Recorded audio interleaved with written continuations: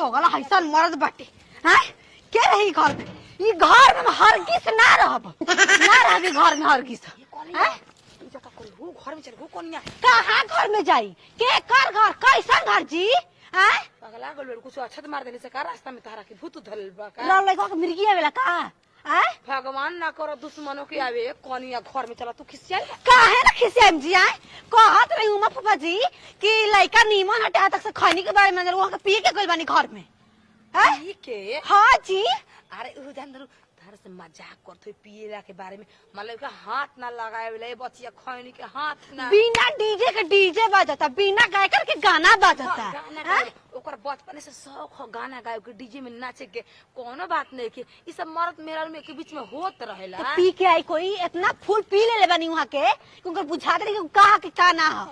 हैं ई सब बात आपस में घर में बतिया तो रउआ ना सहा तो रउआ सही आजकल के डेट में कैसे हुआ जी कैसा होता क्या पिया कर मर्द फेरी रही हम ना रहब तका माई बाबू की इज्जत बना का हैं बाबू तेरे हो द्वारे पे का गलू घर के का तर घर में घुस के रहब हैं बतार के आगे पीछे देख ली। जी लगाओ जी दारू तो पियला ही बाना लेकिन ऊपर से गुटखा खइले बाना गुटका गुटखा हैं ऐसा ना कोई लइका बनी हम रहब का माते करे लतिया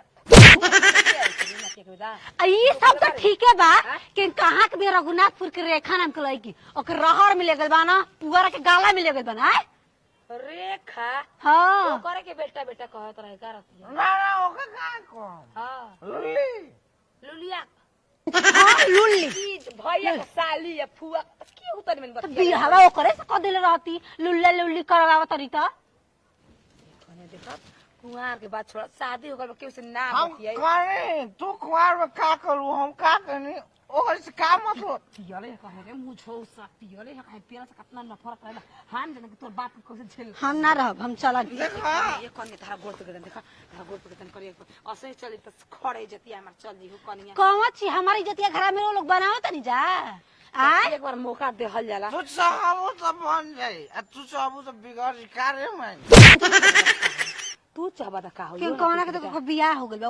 ओकर या तू विरोध में से बियाह के कर कर से आय यहाँ पर बा मार पियला में माने कुल खानदान के उन खटा पुरान क के ना तन की बतावी पुरान की बतिया हरिया वाला ओए पकड़ो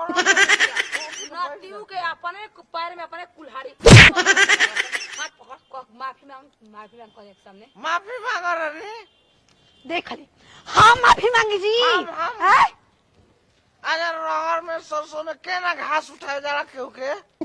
अच्छा वो माल हो गई हमार तार बहन रसगुल्ला हमार मुंह में खे माल हो गई ना ना बबुआ ना ना दोनों एक नंबर के आवे दस हमार बाबूजी के बोलाई बाबूजी हम के ले जाए जैसे हम अकेले ना जाए